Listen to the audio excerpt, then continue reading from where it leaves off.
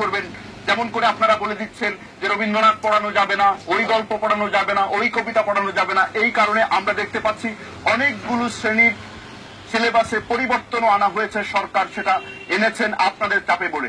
এই প্রশ্নের উত্তর আপনি কি বলবেন? আমি এই প্রশ্নের উত্তর স্পষ্টভাবে দিতে চাই। আমরা এই দাবিটা কখন করলাম? দীর্ঘ স্বাধীনতার ৪৫ বছর পর্যন্ত কোনদিন বই পুস্তকে আমরা দাবি উত্থাপন করি নাই। আমরা সংখ্যাগরিষ্ঠ দেশে গণতান্ত্রিক দেশ, গণতান্ত্রিক রাষ্ট্র হিসেবে মেজরিটি মানুষ জনগণ মুসলমান, মুসলমানদের ছেলে মেয়েরা পাঠ্যপুস্তকে তাদের ধর্ম, বিশ্বাস, সংস্কৃতি লালন করবে। রবীন্দ্রনাথ পড়তে পারবে না, আমার সরাসরি প্রশ্নের উত্তর চাই। মুসলমানরা কি রবীন্দ্রনাথ পড়তে পারবে না, এটা কি আপনি মনে করেন? দেওয়া হলো, বিদায় হলে ভাষণ বাদ দেওয়া হলো, তখন তো সঙ্গত কারণে আপনি রবীন্দ্রনাথের কবিতা বলেন, মোহাম্মদ রসুলের জীবনে বাদ দিলেন কেন? রবীন্দ্রনাথের কবিতা প্রবন্ধ করাবেন, আপনাদের বলতে পারেন মোহাম্মদের জীবনী, মোহাম্মদ রাসূলের জীবনী কোন কোন কোন বই থেকে কবে বাদ দেওয়া হয়েছিল? ওমরের কবিতা বাদ দিলেন কেন? এই প্রশ্ন করার নাগরিক হিসাবে আমাদের অধিকার।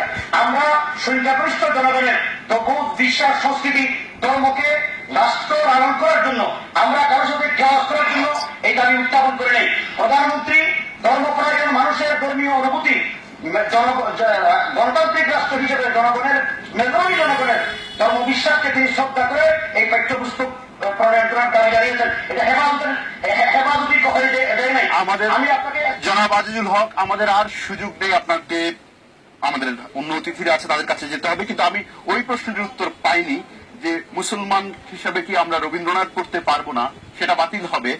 আর আপনি কি বলবেন যে কোন বই থেকে রাসূলের জীবনী বাদ দেওয়া হয়েছে? আপনি কি এটা উত্তর দেবেন? কোন বই থেকে কবে রাসূলের জীবনী বাদ দেওয়া হয়েছে? আপনি যে প্রশ্নটি তুললেন, অভিযোগ করলেন।